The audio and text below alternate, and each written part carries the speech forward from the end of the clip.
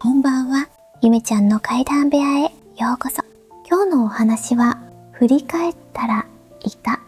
誰もいないはずの夜の廊下で、あなたの名前を呼ぶ声がしたらどうしますか？今夜も最後まで決して目を離さないでくださいね。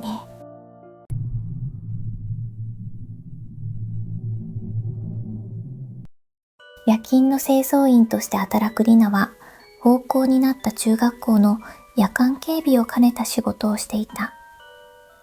日中は市の職員が出入りしていたが、夜はリナ一人。街灯の明かりが窓から差し込む以外、校舎の中は完全な闇だった。廊下は長く、どこまでも続いているように見える。歩くたびに、古い床がギシギシと鳴る音が反響する。今日で3日目か。小声でつぶやきながらモップを押し出した時だった。リナ。背後から自分の名前を呼ばれた。反射的に振り返る。しかし、そこには誰もいない。ただ、月明かりが差し込む廊下が静かに伸びているだけ。聞き間違いだよね。自分にそう言い聞かせ、再び作業に戻る。だが、リナ、見てるよ。今度は耳のすぐ横。息の混じった声。一瞬で全身の毛穴が開いた。息を飲んで振り返るが、そこにも何もいない。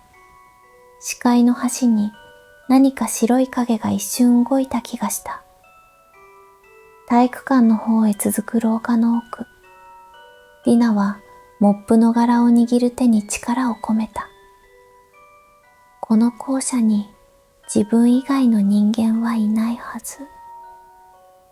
だが、背後の空気だけが異様に重く感じられる。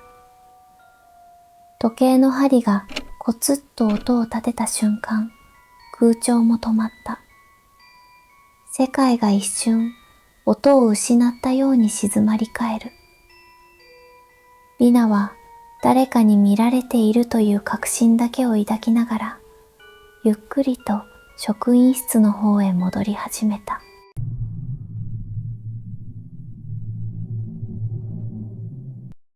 職員室に戻る途中、リナは廊下の床に何かがついているのに気づいた。懐中電灯の光を当てると、それは濡れた足跡だった。小さな子供の足跡。だがおかしい。その足跡は廊下の手前から続いているのではなく、職員室の中から始まっている。嘘でしょ。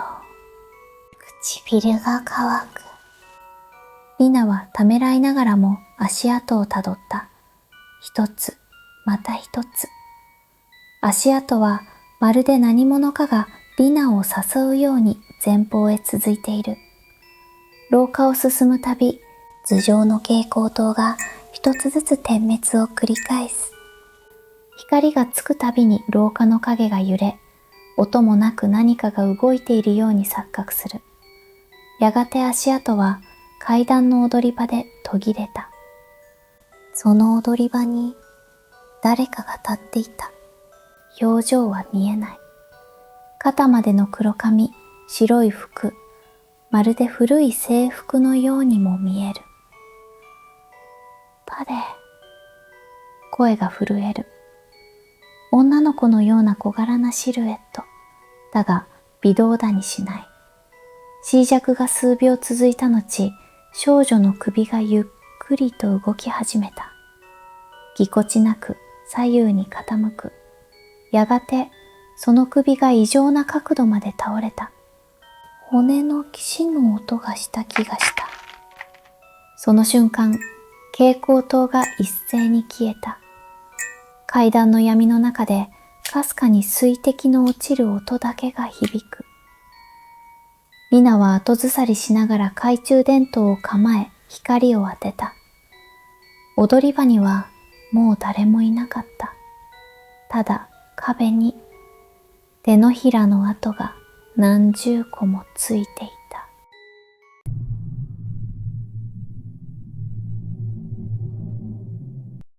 心臓の音がうるさいほど響く。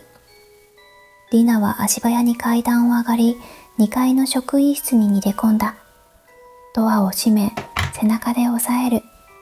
外は静まり返っている。だが、床の向こうからコツコツとすさしの音がゆっくりと近づいてくる。来ないで。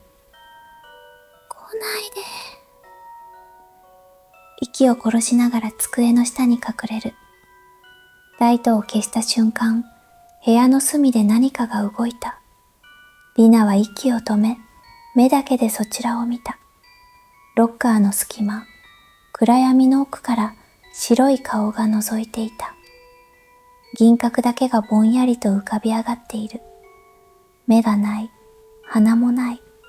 そこにはただ黒い穴があるだけだった。冷たい空気が頬を撫でた瞬間、耳元で囁く声がした。振り返ったら見えるよ。背筋が凍る。振り向くな。絶対に振り向くな。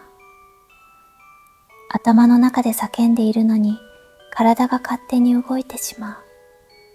ゆっくりと首が後ろを向こうとする。